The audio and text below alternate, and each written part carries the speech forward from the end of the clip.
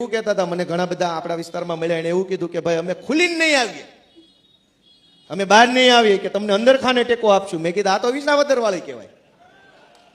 વિસાવદર વાળી એટલે હું કે ભાજપના મુખ્યમંત્રી આ મંત્રી તે મંત્રી બુટલેગર ને માફિયા ગુંડા તોડબાજો બધું વિસાવદર, અને પબ્લિકમાં ભયનો માહોલ ફેલાયો કે ગોપાલની સભામાં ફોટામાં આવી જાય એટલે તરત બીજા દિવસે પોલીસ સ્ટેશનથી ફોન આવે કે ભાઈ શું છે, ખોટો કેસ કરું કે સુધરી જાય. પબ્લિક એના સુધરી ગઈ. પબ્લિકે ના નક્કી કર્યું કે જવાનું ભાજપની સભામાં, જે દે ખાઈ લેવાનું, જે દે લઈ લેવાનું, ખૂબ જોરથી નારો બોલાવવાનો, મત ગોપાલભાઈ દેવાનું. કે ભાજપની સભામાં માણે માણા ખાઓ પીઓ મજા કરો, પૈસા જો એટલા લઈ જાઓ.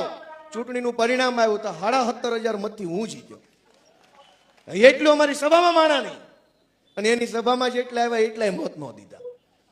આ વિસાવદર વાળી એટલે આ કે જવાનું ખાવાનું મજા કરવાની મત દઈ આવવાનો હાવડામાં, એટલે થઈ જાય કલ્યાણ.